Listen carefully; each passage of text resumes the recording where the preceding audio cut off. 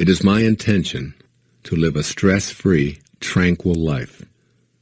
There's nothing natural about living a life filled with stress and anxiety, having feelings of despair and depression, and needing pills to tranquilize yourself. Agitated thoughts that produce high blood pressure, a nervous stomach, persistent feelings of discomfort, an inability to relax or sleep, and frequent displays of displeasure and outrage are violating your natural state. Believe it or not, you have the power to create the naturally stress-free and tranquil life you desire. You can utilize this power to attract frustration or joy, anxiety or peace. When you're in harmony with the 7 phases of intention, you can access and pull from the source of all in order to fulfill your intention of being stress-free and tranquil. So if it's natural to have feelings of well-being, why is it that we seem to experience so much unwellness and tension? The answer to this question provides you with the key that leads to the peaceful life you desire. Stress is a desire of the ego. We speak of stress as if it were present in the world as something that attacks us. We say things like, I'm having an anxiety attack, as if anxiety is a combatant. But the stress in your body is rarely the result of external forces or entities attacking you. It's the result of the weakened connecting link to intention caused by your belief that ego is who you are. You are peace and joy, but you've allowed your ego to dominate your life. The following lighthearted way to stop taking yourself so seriously is from a book by Rosamund and Benjamin Zander. He's the conductor of the Boston Philharmonic Orchestra, titled The Art of Possibility.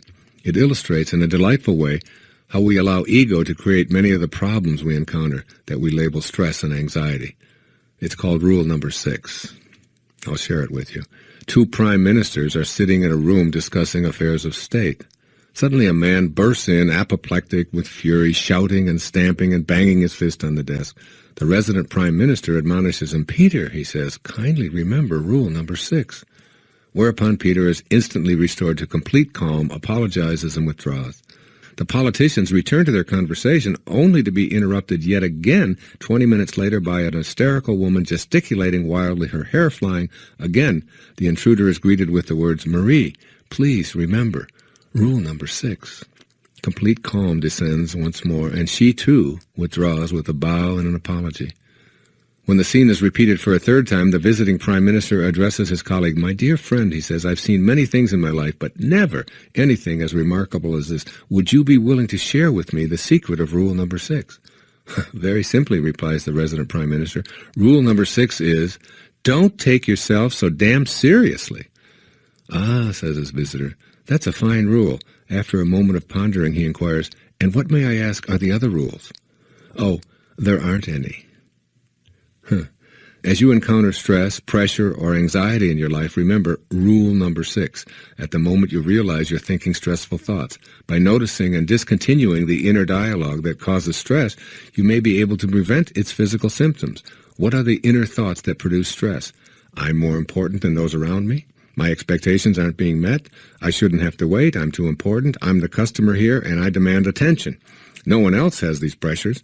All of these above, along with a potentially endless inventory of Rule Number 6 thoughts, are from the ego's bag of tricks.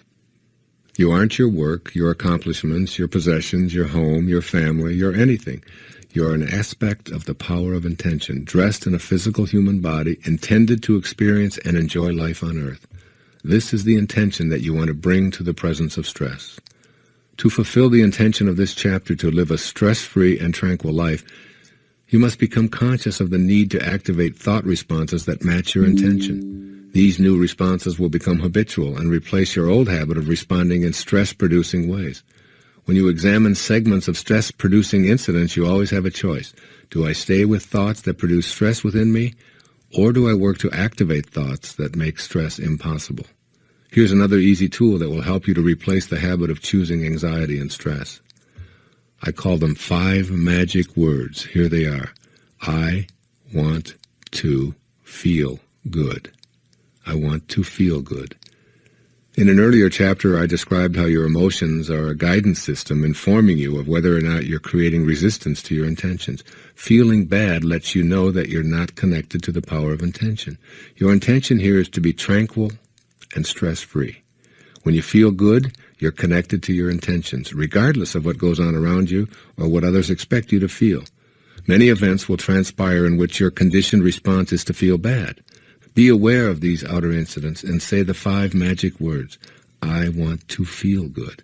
In that precise moment, ask yourself if feeling bad is going to make the situation any better. You'll discover that the only thing that feeling bad accomplishes in response to outer situations is to plummet you into anxiety, despair, depression, and of course, stress. Instead, ask yourself in that moment what thought you can have that will make you feel good. When you discover that it's responding with kindness and love to the bad feeling, which is quite different from wallowing around in it, you'll begin experiencing a shift in your emotional state. Now you're in vibrational harmony with your source, since the power of intention knows only peace, kindness, and love. I assure you that your decision to feel good is a way of connecting to spirit.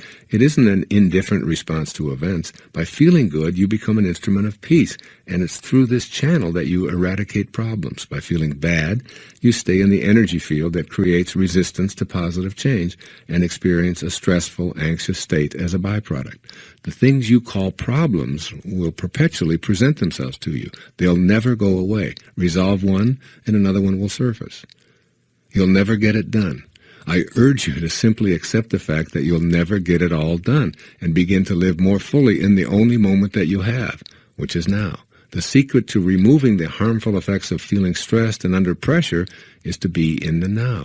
Announce out loud to yourself and all who are willing to listen to you, I'm an incomplete being. I'll always be incomplete because I can never get it done. Therefore, I choose to feel good while I'm in the moment, attracting into my life the manifestations of my desires. I am complete in my incompleteness. I can assure you that a follow-up on this statement will eradicate all anxiety and stress, which is precisely the intention of this chapter. All resistance melts away when you can feel complete in your incompleteness. The path of least resistance. You live in a universe that has limitless potential for joy built into the creation process. Your source, which we call the universal mind of intention, adores you beyond anything you can ever possibly imagine. When you adore yourself, in the same proportion, you've matched up with the field of intention, and you've opted for the path of no resistance. As long as you have even a pinch of ego, you'll retain some resistance. So I urge you to take the path in which resistance is minimized. The shape and quantity of your thoughts determine the amount of resistance. Thoughts that generate bad feelings are resistant thoughts. Any thought that puts a barrier between what you would like to have and your ability to attract it into your life is called resistance. Let me say that again. Any thought that puts a barrier between what you would like to have and your ability to attract it into your life is called resistance. Your intention is to live a tranquil life, free of stress and anxiety. You know that stress doesn't exist in the world and that there are only people thinking stressful thoughts. Stressful thoughts all by themselves are a form of resistance. You don't want stressful, resistant thoughts to be your habitual way of reacting to your world. By practicing thoughts of minimal resistance, you'll train yourself to make this your natural way of reacting, and eventually you'll become the tranquil person you desire to be. A stress-free person, free of the dis-ease that stress brings to the body. Stressful thoughts, all by themselves, are the resistance that you construct that impede your connection to the power of intention. Here are some examples of sentences on the path of resistance, which are then changed to sentences on the path of least resistance. Here's the path of resistance. I feel uneasy about the state of the economy. I've already lost so much money. And listen to the path of least resistance. I live in an abundant universe. I choose to think about what I have and I will be fine. The universe will provide. Here's resistance. I can never get ahead in this job. Here's a path of least resistance. I choose to appreciate what I'm doing right now and I'll attract an even greater opportunity. Resistance. My health is a huge concern. I worry about getting old and becoming dependent and sick. Least resistance. I'm healthy, and I think healthy. I live in a universe that attracts healing, and I refuse to anticipate sickness. Resistance. I don't deserve to feel good when so many people are suffering. Least resistance. I didn't come into a world where everyone is going to have the same identical experience. I'll feel good, and by being uplifted, I'll help eradicate some of the suffering. All stressful thoughts represent a form of resistance you wish to eradicate. Change those thoughts by monitoring your feelings and opting for joy rather than anxiety, and you'll access the power of intention. Making your intention your reality. Below is my 10-step program for making the intention of creating a stress-free, tranquil life your daily experience. Step 1. Remember that your natural state is joy. You are a product of joy and love. It's natural for you to experience these feelings. You've come to believe that feeling bad, anxious, or even depressed is natural, particularly when people and events around you are in low-energy modes. Remind yourself as frequently as necessary, I come from peace and joy. Anytime I'm anxious, stressed out, depressed, or fearful, I've abandoned my natural state. Step 2. Your thoughts, not the world, cause your stress. Your thoughts activate stressful reactions in your body. Stressful thoughts create resistance to the joy, happiness, and abundance that you desire to create in your life. These thoughts include, I can't, I'm too overworked, I worry, I'm afraid, I'm unworthy, it will never happen, I'm not smart enough, I'm too old or too young, and so on. These thoughts are like a program to resist being tranquil and stress-free, and they keep you from manifesting your desires. Step 3. You can change your thoughts of stress in any given moment and eliminate the anxiety for the next few moments or even hours and days. By making a conscious decision to distract yourself from worry, you've inaugurated the process of stress reduction while simultaneously reconnecting to the field of all creating intention. It's from this place of peace and tranquility that you become a co-creator with God. You can't be connected to your source and be stressed at the same time. Hear that again. You can't be connected to your source and be stressed at the same time. This is mutually exclusive. Your source doesn't create from a position of anxiety, nor does it need to swallow antidepressants. You've left behind your capacity to manifest your desires when you don't choose in the moment to eliminate a stressful thought. Step 4. Monitor your stressful thoughts by checking on your emotional state right now, right in the moment. Ask yourself the key question, do I feel good right now? If the answer is no, then repeat those 5 magic words, I want to feel good. Then shift to, I intend to feel good. Monitor your emotions and detect how much stress and anxiety-producing thinking you're engaging in. This monitoring process keeps you apprised of whether you're on the path of least resistance or going in the other direction. Step 5. Make a conscious choice to select a thought that will activate good feelings.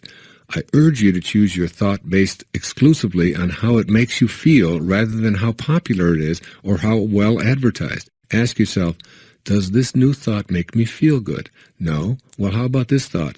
Not really. Here's another. Ultimately, you'll come up with one that makes you feel good, if only temporarily. Your choice might be the thought of a beautiful sunset, the expression of the face of someone that you really love, or a thrilling experience. It's only important that it resonate within you emotionally and physically as a good feeling. Step 6. Spend some time observing babies and vow to emulate their joy.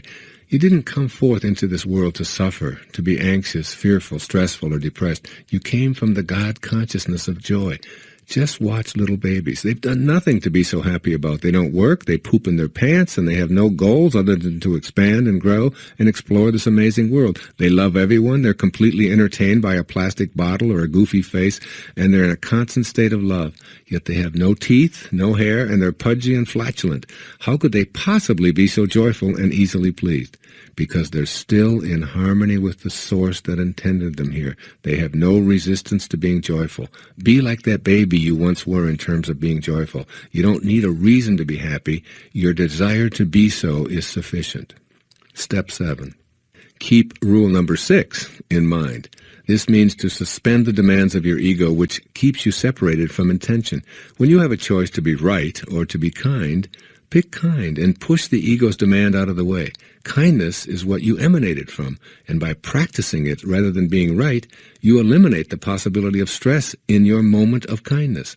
When you find yourself being impatient with anyone, simply say to yourself, rule number 6, and you'll immediately laugh at the piddly little ego that wants you to be first, faster, number 1, or to be treated better than the other guy.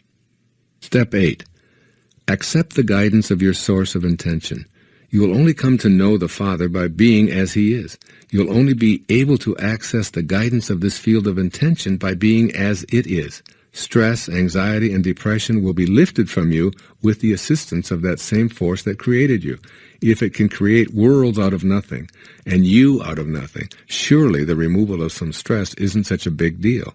I believe that God's desire for you is that you not only know joy, but that you become it. Step 9. Practice being in silence and meditation. Nothing relieves stress, depression, anxiety, and all forms of low-energy emotions like silence and meditation. Here you make conscious contact with your source and cleanse your connecting link to intention. Take time every day for moments of quiet contemplation and make meditation a part of your stress-reducing ritual. Step 10. Stay in a state of gratitude and awe. Go on a rampage of appreciation for all that you have, all that you are, and all that you observe. Gratitude is the 10th step in every 10-step program for manifesting your intentions because it's the surest way to stop the incessant inner dialogue that leads you away from the joy and the perfection of the source. You can't feel stressed and appreciative at the same time. I'd like to conclude on your intention to lead a tranquil life with a poem by the famous Bengali poet of Calcutta, Rabindranath Tagore, one of my favorite spiritual teachers. I slept, he says, and dreamt that life was joy. I awoke and saw that life was service.